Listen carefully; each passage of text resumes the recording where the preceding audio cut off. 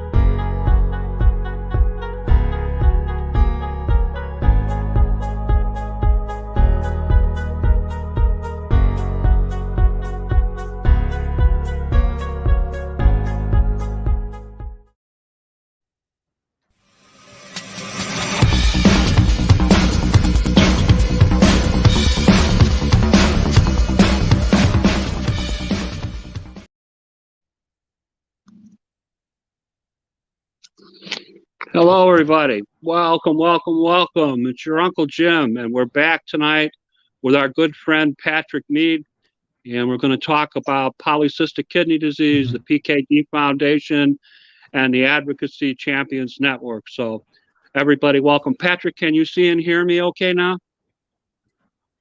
Yep, I can see and hear you, Jim. All right, so welcome. And as I said, our guest tonight is Patrick Meade. He's an assistant account executive from Cura Strategies. He's a graduate from the University of Maryland, where he had the opportunity to intern for Representative Steny Hoyer and former Representative, now Senator Chris Van Hollen in the U.S. House of Representatives. He's also an Eagle Scout. I stood corrected. I said was. I guess you always are an Eagle Scout. Cura Strategies is a bipartisan strategic communication and public affairs agency focused on transforming healthcare. One of their clients is the Polycystic Kidney Disease Foundation, the only organization in the United States solely dedicated to finding a cure for polycystic kidney disease, and you might see that abbreviated capital PKD, and to improve the lives of those that it affects. Together, they have formed the PKD Foundation's Advocacy Champions Network. It's a group of PKD community members from across the United States engaged in informal advocacy efforts with federal policymakers. Members of the Advocacy Champions Network are handpicked to share their personal stories and advance the legislative priorities of the community. After completing training courses on topics like Congress and the media, our champions will participate in formal PKD advocacy hill days and routine outreach to their congressional representatives. We are focused on advocating for federal funding through multiple avenues to improve the lives of the PKD community, and I'm very proud to say that I am a member of the Advocacy Champions Network. And hey, on April 27th, the Advocacy Champions will have its first virtual meeting with our members of Congress to discuss our three asks: to maintain and maximize federal investment in polycystic kidney disease research under the Congressionally Directed Medical Research Program, abbreviated CDMRP, to advocate for legislation that directly impacts and encourages kidney donation among the PKD community, including the Living Donor Protection Act, and to elevate and address the consequences of radical disparities in kidney diagnosis, treatment, and access to transportation, particularly for PKD patients. We are looking for more PKD patients, caretakers, families, and others that are affected by PKD to help. There's a link in the comments to join us. Go ahead and click on that link. Also, Patrick's email and our friend Sydney Shepard's email are likewise in the comments. So if the link doesn't work for you, you can always contact them by email, and we can go from there. So please give a warm welcome to our friend Patrick. Patrick, how are you? I'm doing well. I'm glad to be here this evening with you, Jim. I appreciate you having me. All right. Did I state everything correctly in the introduction? Sounded all correct to me, so I don't have anything to correct. Great. Please tell us a little bit about your background, where you grew up, and your educational experience. Yeah, absolutely. So I'm from Frederick, Maryland. It's about an hour west from both Baltimore and Washington, D.C. After graduating from high school, I had the opportunity to go to the University of Maryland. And being so close to DC, I was able to intern for my then representative and now senator, Mr. Chris Van Hollen, in his district office. And I was able to intern as well for House Majority Leader Steny Hoyer, my senior year of school. And after I graduated, I interned at Cura Strategies, where I was then brought on full time about a year ago. Once I was with Cura Strategies, that was about when the PKD Foundation was starting the Advocacy Champions Network. So it's been a great opportunity to be there the entire time and to get to meet advocates from across the country like yourself, Jim. Great, great. Please tell us, what type of company is Cura Strategies? What is it that they do? So we both do healthcare communications and healthcare policy work. We like to say that we try to work with our clients to transform healthcare, and I do really believe that. One example is through the foundation's work, where they're uniting advocates from all walks of life, from both sides of the political aisle, to put aside any opinions they might have, to unite and talk about kidney diseases and different policies that we can do to benefit the patient and researcher communities. Just to give some context, our founder, Ann Woodbury, worked for then House Speaker Newt Gingrich, and my boss, Scott Leeser, our Senior Vice President of Government Relations, worked in the Senate for Senator Dick Durbin of Illinois. So we are bipartisan, and we like to tout those credentials. Oh, excellent, excellent. What is your connection to the PKD Foundation and the Advocacy Champions Network? So I'll be frank, I'm not a patient myself, and I don't know many people prior to my work at Cura that were kidney disease patients or PKD patients. But like I mentioned, I had the opportunity to start at Cura as the PKD Foundation launched its Advocacy Champions Network.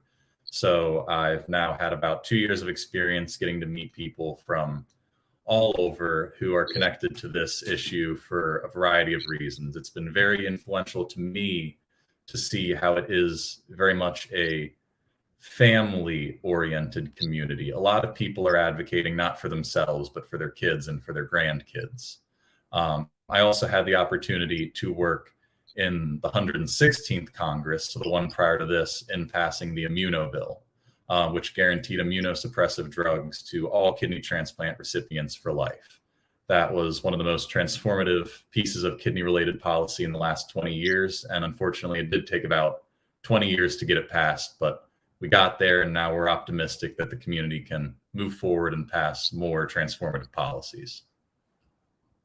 Okay. Talk to us a little bit about the members of the Advocacy Champion Network. How are they picked? What kind of people are they? How would you characterize it? Well, they're picked because they've shown a lot of drive to participate in advocacy efforts like this. They're willing to share their stories with members of Congress and their staffers. They're willing, I know a number of advocacy champions have drafted op-eds to be published in their local newspapers and other outlets to raise PKD awareness. There are a lot of driven individuals who really want to make a difference. I know it can be difficult to be an advocate a lot of the time. Change goes very slowly, especially in Congress. So very driven, very results oriented, and a pleasure to work with. Okay. Describe for us the upcoming Polycystic Kidney Disease Foundation Advocacy Champions Network Advocacy Day that's coming on April 27th, 2022. What's going on with that? Yeah, so the foundation, thanks in part to support from Otsuka Pharmaceuticals, is able to host the PKDF Virtual Advocacy Day 2022. And so what we'll be doing is advocates from across the country will be able to register, and we'll be scheduling meetings with their members of the House of Representatives as well as their senators on their behalf. These are going to be completely free to participate in. You'll be able to take them all from the comfort of your own home. And we'll be pushing for mainly the Foundation's 3 current advocacy priorities, which are to maintain and maximize federal investment in PKD research under the Congressionally Directed Medical Research Program, to advocate for the Living Donor Protection Act, which will establish federal protections for those who choose to give the very generous gift of life and become kidney donors, and also to elevate and address racial disparities in kidney disease diagnosis, treatment, and access to transplantation, especially among the PKD community. Okay, you mentioned that these meetings are virtual and are being set up by the Advocacy Day group. Can you talk to us a little bit about Advocacy Day and how it is that they operate? Absolutely. So in the morning, we're going to have a brief event where we welcome all the advocates to the virtual Advocacy Day. We hope to have a couple of people from the Foundation, as well as Cure Strategies, and hopefully some of our champions in Congress there to welcome us in the morning. And throughout the day, you'll have had meetings scheduled on your behalf, as I mentioned, with your members of the House and in the Senate. And if there are any advocates in districts or states nearby, you'll be welcome to join their meetings as well, just to offer your support and perspective to the staffers that you're meeting with. Each meeting is about half an hour, and we will be providing one-pagers so you have some context on all of the different issues that I just mentioned, as well as talking points so that in case you just need a quick reminder of the key points you need to hit while you're on the call, they're there and ready for you. And really, this is an opportunity to put a face and a name to these issues, because especially as a rare disease, many staffers and members aren't familiar with PKD. So by making it feel that much more real and connecting it to their home district, we know that it makes it a lot more influential and makes them a lot more likely to support our priorities. One of the things I like about the Advocacy Day group is they give you information about your member of Congress. They talk about the positions that your member of Congress has taken on your particular asks. You can give feedback to, in this case, it would be the Polycystic Kidney Disease Foundation. So it's kind of a one-stop shop for advocates on the day that you're meeting with your members of Congress. Would you agree with that? Okay. Absolutely. And I appreciate you describing it that way. That's what we try to be. Okay.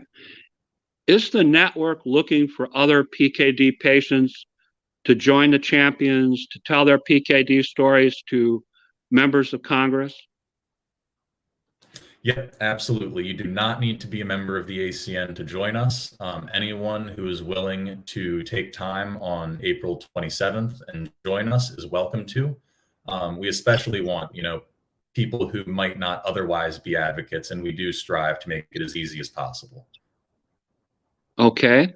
How many folks are we looking for? We're hoping to have at least 100 people register to join us. We're going to take everyone that can join us, but that is the lowest number we hope to see. Okay, and I have the last day to sign up as April 18th. Is that correct? For those outside? That is correct. Okay, and in the scrolling across the screen and also in the comments is the link to sign up. The HTTP P2ACO/RPQ capital raise link is there, and also in the comments is the link to your email, so people know where to go, where they can reach people to sign up and join us. Is that correct? Yep, absolutely. And if anybody has any questions, feel free to reach out to me at any time, and I'll do my best to answer them and get back to you quickly. Okay. And scrolling across the screen now is Patrick's email address, so you can contact Patrick there, patrick.meade@curastrategies.com. So will you ask those PKDers to tell their PKD stories? Yep, absolutely. At least if they're comfortable doing so. Not being a patient myself, I don't know it firsthand, but I can imagine sharing your story can be difficult. So whatever you're comfortable sharing, we encourage you to share that. And like I said, it puts a face and a name to an issue that many staffers might not be familiar with, and makes them understand that it does relate to their district. Since you've had experience with your members of Congress, when people used to sit down with you and talk about their story, their situation, is that something that stuck with you? Is that something that raised your interest in their particular issue? Absolutely. A story I like to tell is when I had the opportunity to be in Majority Leader Hoyer's office. It was in the spring of 2019, and that seems like a million years ago today. But at that time, we were in the middle of a government shutdown, and there were a lot of people calling in with all sorts of opinions. But one that stuck with me was that at that time, the military and service members continued to be paid throughout the shutdown, while civilian employees were not. And a group that was stuck in kind of this awkward position were Coast Guard service members.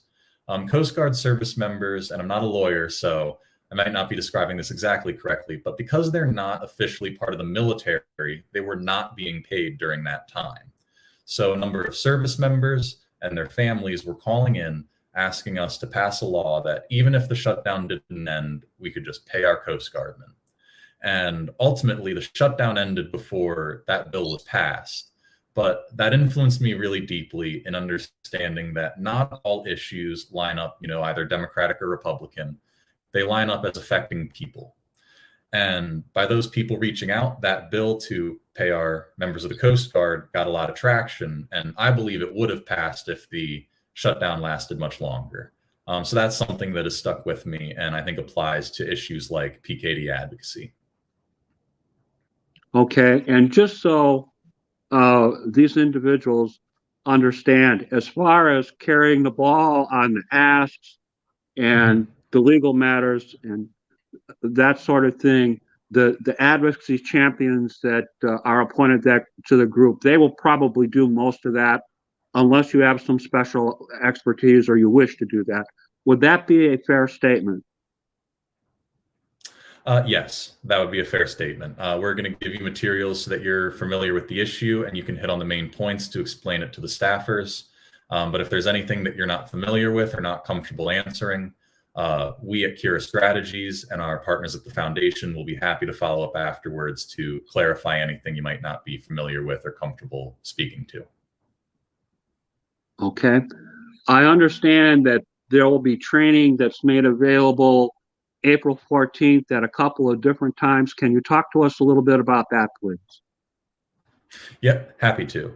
So on the 14th, we'll be hosting 2 training webinars. One will be at noon Eastern time, and the other will be at 8:00 p.m. Eastern time. We hope that by offering these at 2 different times, we can allow advocates from different time zones to be able to join. And during those sessions, we're going to be going over the 3 advocacy priorities we're going to hit on during the Advocacy Day. We're also going to talk about what advocates can expect during their meetings, and offer an opportunity to field any questions from people who attend the training webinars, to offer any clarification on other issues. Great, great. Well, if I can get the comments to work here.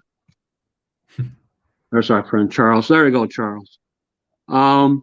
Let's talk for a few minutes about what we're asking our members of Congress, or what our hardcore advocates refer to as our 3 asks, capital A. The first being to maintain and maximize federal investment in polycystic kidney disease research under the congressionally directed medical research program. The second being to advocate for legislation that directly impacts and encourages kidney donation among the PKD community, including the Living Donor Protection Act. And the third is to elevate and address the consequences of racial disparity in kidney disease, diagnosis, treatment, access to transplantation, particularly for PKD patients. Let's talk about our first act, which concerns funding for the PKD Foundation and polycystic kidney disease through the Department of Defense and the congressionally directed medical research program for fiscal year 2022. What is that all about? Can you explain what our funding ask would be there? Yep, absolutely. And there's a lot of acronyms when talking about the Congressionally Directed Medical Research Program, or the CDMRP. And under the CDMRP, there are a number of different disease areas which are referred to as line items. And those disease areas receive a specific amount of funding every year. One limitation, though, that those face is that the different funding mechanisms used to give awards to different researchers might have caps on the amount of money that they can give to any individual project. Instead, the PKD is under what's called the Peer Review Medical Research Program, which is its own line item within the CDMRP. And that is a large pool of money with a number of different disease areas under it that can all have their researchers compete for funds from that larger pot of money. So there might be some years where no researchers are awarded grants through the PRMRP because there might not be any projects that are ready to be awarded funding in that year. But there are other years where PKD will vastly outperform other disease areas because there are a number of great projects that are deemed appropriate to fund through the PRMRP. So we are pleased to say that consistently, at least over the past 6 or so fiscal years, PKD has outperformed the median disease area in the PRMRP. And part of that is because the foundation has done an excellent job of awarding grants to researchers earlier in their careers so that they have developed a workforce of PKD and kidney disease researchers who are able to offer these really great research projects that deserve funding. Okay. I've had some experience with this myself. I've actually been one of the lay stakeholders that did reviewing for the Department of Defense under the medically directed research program. This is a program where scientists and experts review research grants for funding to help with treatment, causes, and cures for PKD. Is it true that if we don't ask for the money every year, then the funding's not available? That is true. Each disease area under the PRMRP has to be approved every fiscal year. And so this is something where the foundation has had a multi-pronged approach because every single supporter we can get on the Hill is a supporter we're glad to have. So we work very hard to get researchers to send letters to their senators in support of the PRMRP. We also do a really good job, I at least think, of connecting advocates in states with influential senators to reach out specifically to them. And then, as you're aware, as the ACN did last year, we schedule meetings with senators from all over the country urging their support. Because while we do only need one senator to have it included, you never know when you're only going to have one senator and that individual retires. So we like to have a broad base of support on the Hill. Okay. Have we ever missed a year? I have a recollection of a year where we made a mistake or we missed it somehow. That's correct. PKD has been on the PRMRP as early as 2006 or fiscal year 06, but recently in fiscal year 18, it was left off of the eligible disease areas under the PRMRP. And I will say that was before Cura began working with the PKD Foundation, and we've been very pleased with how our efforts have gone since then. All right, and I want to make clear, not only experts, medical experts, and research guys from places like Yale, Harvard, all over the world that review these matters. There are also people like me that are patients, lay stakeholders, who are the part of the group that evaluate the possible impact that a proposal might have. Can you explain how that works and why that's important to the polycystic kidney disease community? Absolutely. We appreciate all the researchers that work on not just PKD, but all the issue areas under the PRMRP. But making sure that patient voices and patient advocate voices are included, we believe is very important. Because there's a perspective patients have that researchers don't always have and physicians don't always have. And people like me who have the opportunity to work on issues like this, but aren't patients themselves, don't have. So we appreciate all the patients who seek to be part of the review process. And we appreciate you spending your time working with that, Jim. Right. And, very, very often the patient's perspective is important because we're the guys that end up actually experiencing the medications, for example, like tolvaptan, or the research that's been done, or where PKD originates, or all that type of thing, and our input is important. It's my understanding that with the Department of Defense, the kind of grants that we're looking at are what are referred to as high risk, high reward. Can you talk about that a little bit? Yeah, there are a lot of researchers who are doing studies that may not receive funding from other institutions. And because the Department of Defense is willing to support them, research projects are able to occur that might not otherwise happen.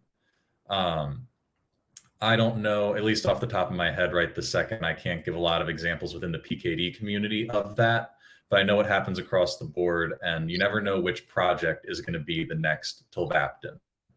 So that's why we love to see, a program like the PRMRP awarding grants to researchers all across the country with all different sorts of projects they're working on. Okay, and I wanted to make one other point. All of these research grants and studies have to have some kind of military connection. Is that correct? That's correct, but the way you define military connection can be a little bit broad, because a lot of the individuals who are current service members may not know that they're PKD, that they will be PKD patients at a later time, or they may have children or family members who are on VA insurance who will be PKD patients. So while it does have a military connection, it doesn't always have a direct relation to soldiers who are actively serving our country overseas, or necessarily something like that.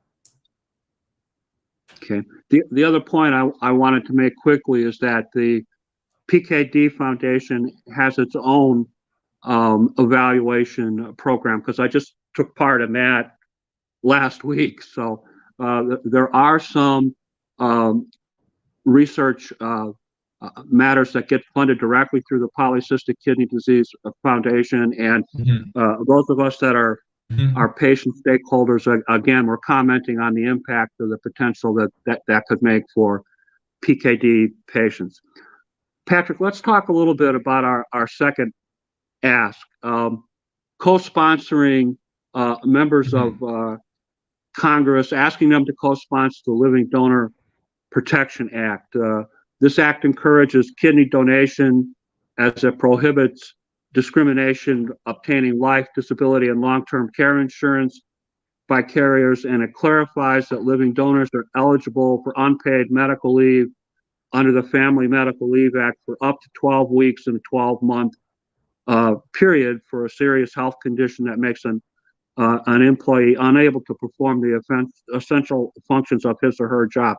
Can you talk to us a little bit about that? Yeah, I'd love to. First, I just want to say I saw in the comments, Charles, that you're interested in assisting with our advocacy efforts. And as Jim's mentioned, feel free to reach out to me by email, and I'll do my best to connect you with opportunities to assist the foundation. But to move to the Living Donor Protection Act, I at least think this is a very exciting piece of legislation, and this is a very exciting time for this piece of legislation. It's been introduced for the past several Congresses, and each time it's seen more and more support in both the House and the Senate. And we currently have the most co-sponsors in each chamber that this bill has ever seen. And as you mentioned, Jim, the big things that the Living Donor Protection Act will do is it will prohibit insurance companies for denying or limiting life, disability, and long-term care insurance to living donors, and it will prevent them from charging higher premiums to living donors. It will also guarantee time off of work for donors to recover from their surgery under the federal Family Medical Leave Act. So we, at least at the foundation, understand that for a lot of patients will find themselves either on dialysis or looking for a organ donor. And for individuals who choose to make that big gift of life and donate one of their own kidneys, they ought to be protected and treated well by the communities that they're benefiting, which is everybody. So this bill, we really think, should pass under this Congress. And while there are different state level protections for living donors, we hope to see these protections across all 50 states. And we think that that could happen this year. Excellent. Excellent. Fingers crossed. Just so everybody knows, absolutely, about 100,000 people on the kidney transplant wait list. And last year, they converted 20,000. So you can see there's a gap there. So we definitely want to encourage donors, particularly living donors, to donate. So the other thing I want to mention is with our first two asks, there are links in the comments to the Department of Defense, to the Family Medical Leave Act, and to the Living Donor Protection Act, and the PKD's position on both of those asks. So if you were curious about what's going on or you want to learn more, you can click on the links and go right to the blogs for the PKD Foundation and get that information. Let's talk a little bit about our third ask concerning racial disparities, transplant concerns. The PKD Foundation is working alongside other kidney care stakeholder organizations to get new legislation introduced to address racial disparities in kidney transplantation. Can you talk to us a little bit about that, Patrick?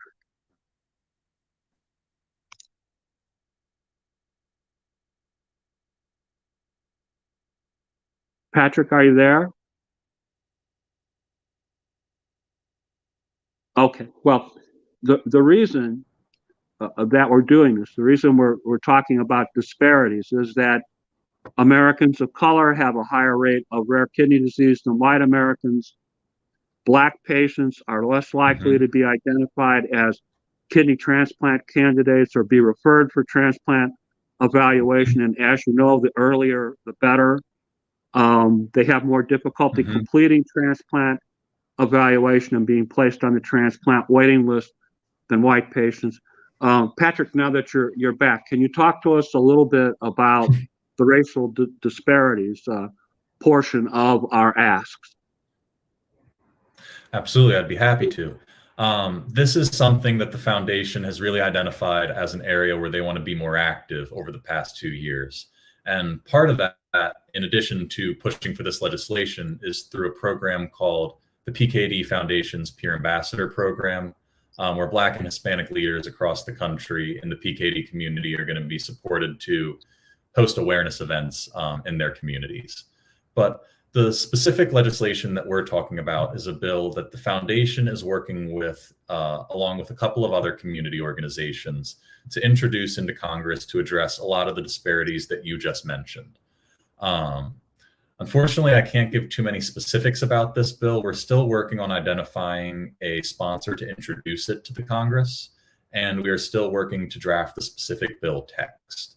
But all of the issues you mentioned are issues that the foundation and other community organizations agree are huge problems and ought to be addressed. And we hope to see this legislation serve as a vehicle to raise those issues and address them once it's passed.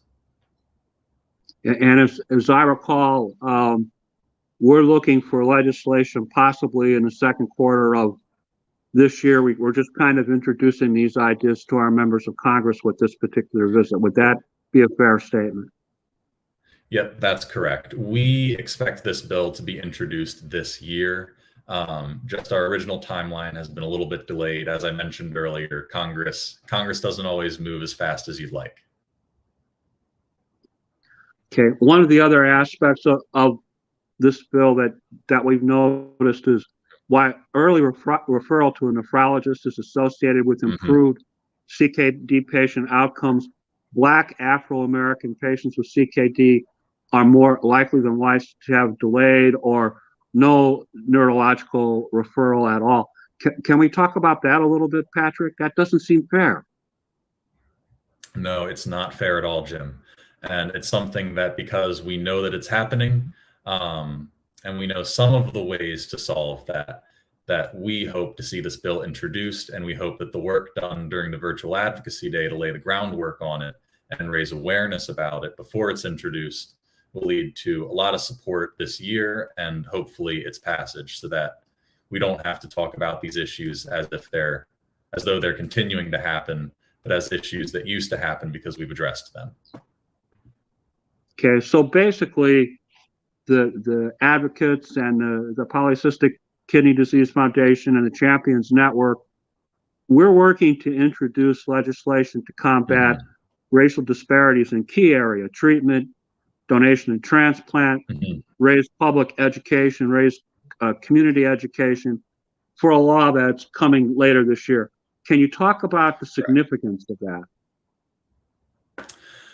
I think the biggest part of that is kind of a shift that's happening in the kidney community and has been happening now for about the past 2 years or so, of not only recognizing these issues, there's plenty of research that it's clear that they're occurring, but working together to speak with a common voice to propose some solutions to these issues. Because if everyone's speaking over each other, we're not going to get anywhere. So we're really pleased that this has been an effort where we've been uniting different organizations to get this bill together and get it introduced, and we'll be working together to get it passed. Okay, this is a very ambitious thing that we're trying to get together in approximately 2 months. Can you talk a little bit about how the Polycystic Kidney Disease Foundation, through its Advocacy Champion Network, is promoting this event? How are we doing that? You mean the virtual advocacy day? Yeah, exactly. Okay. Yep. We are doing that through the PKD Foundation's social media channels and email lists. We've also, because we have a dedicated group of advocates in the ACN, we've been very thankful to be able to rely on them to produce their own promotional materials explaining why it's important to them, and then sharing those with different communities that they're a part of.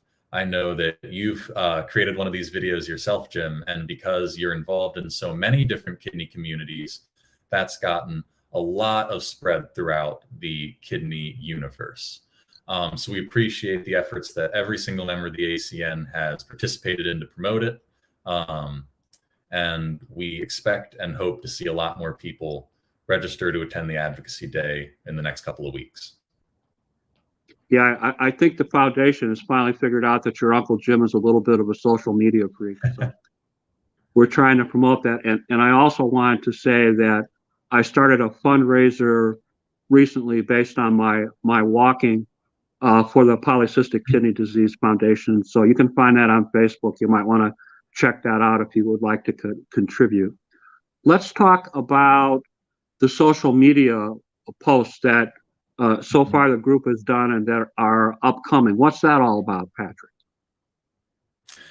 I mean, I think it's the same issue of putting a voice and a face to the issue, but not to members of Congress in this instance, but to other members of the kidney community, and to explain that advocacy doesn't need to be partisan. We're not showing up to specifically be Republicans or Democrats. We're showing up to support the PKD community. And also that you don't need to be an expert in these things to show up and to be able to speak intelligently. You are an expert in your own story. No one else has that. It's only you. So when it comes to the bills, that's something that we're the political nerds, and we're happy to tell you what you need to know and what you need to mention to the staffers. But really, you are the greatest resource in sharing what you are an expert on, and that's your story. Okay. I understand that the week of April 18th, there are statewide meetings with state leaders. Can you talk a little bit about the statewide meetings and the state leaders, please? Yep. So for states where we have dedicated advocates who are willing to volunteer to be state leaders, we're going to start having those leaders reach out to other advocates in their states to start organizing ahead of the Advocacy Day. They are going to answer any questions that other advocates from their state might have ahead of the Advocacy Day. They're going to lead the calls with the members of Congress and their staffers by introducing themselves, introducing the other individuals on the call. They're going to follow up with the congressional offices after the Advocacy Day, just to make sure that they do remember us and they do remember our requests for their support. And they're also going to follow up with the different advocates from their state to make sure that they register for the foundation's advocacy alerts, and that if they're interested, they indicate their interest in joining the ACN next year, because we want everyone who shows up for the Advocacy Day to feel as though they can continue to be part of the larger PKD Foundation advocate community. So what we're looking for are people that want to have a vested interest, that want to feel like they're part of the community and are willing to tell their unique PKD story, whether it's as a patient, co-worker, someone who's taking care, a caretaker for somebody else, parent, mom, dad, somebody that's somehow connected to polycystic kidney disease. Would that be fair for me to say?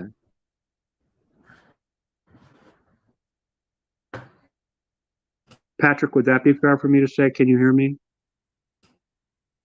Okay, that's fair for me to say. All right, that's exactly what we're looking for. We're looking for people that have some connection to PKD and can tell their story. And like Patrick said, you lead the legal stuff, you lead the legislative stuff up to some nerd like me. So we're more than happy to do that. Patrick, do we have you back? Can you hear me? Yep. What are you anticipating for April 27th? What is your wish list for Advocacy Day itself? How many participants and what kind of success? Well, like I mentioned, we hope to have at least 100 registrants so that we can have broad representation in both the House of Representatives and the Senate.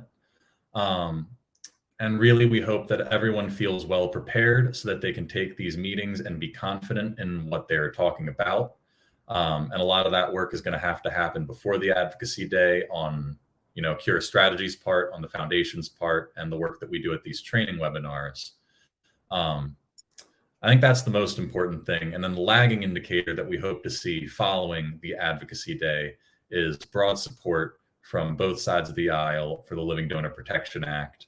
We hope to see that when fiscal year 23 appropriations come out, that PKD continues to be an issue area under the PRMRP.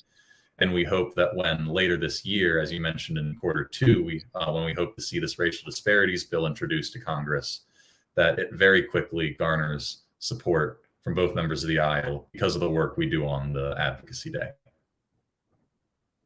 Okay. We're in the home stretch here, Patrick.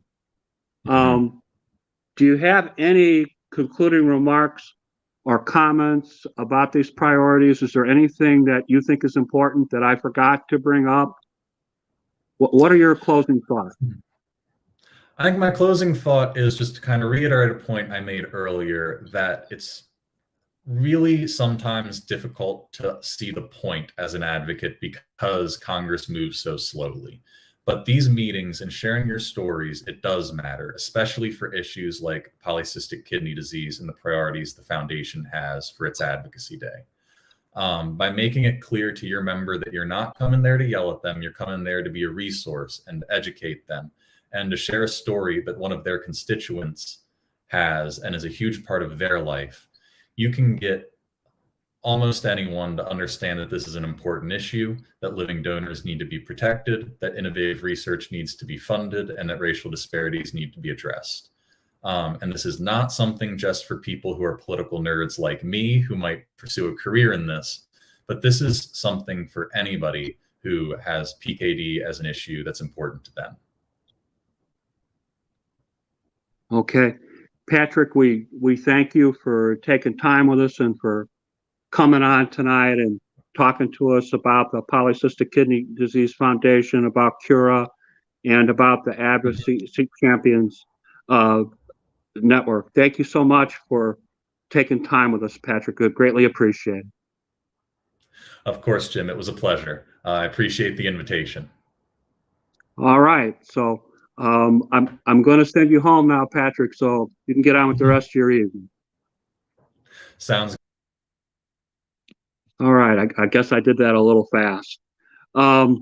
Okay, so thank you for watching. I'm going to scroll Patrick's information across the screen one more time, and where you can join the PKD network. Again, this is all in the comments. Thank you, Charles. Thank you, Elizabeth. And all right, so thank everybody for watching. So what's coming up on Kidney Stories? Well, let's talk about that for a minute. Fingers crossed, because we've had some technical issues. April 1st, we're going to talk to, that's this Friday, we're going to talk to Carol Garcia. Carol is a dialysis patient who is seeking kidney transplant. I'm going to talk about her kidney story, some interesting things going on there in her life. The following Friday, April 8th, we're going to talk to Kadisha Bai. Kadisha is also a kidney patient who's seeking a transplant. She has a very interesting kidney story. April 15th, we're going to talk to the wonderful Lisa G., who has a long history with kidney disease and has an interesting story. April 22nd, we're talking with Steve Bundridge, longtime kidney patient, kidney transplant patient, most hands-on guy that I could think of, kidney advocate, actually helping one of our friends get to and from her transplant appointments and sitting down with her doctors and making sure everything is squared away there. April 29th, we're going to talk with Doctors Lash and Passad. We're back with medical experts this time on kidneys and insomnia.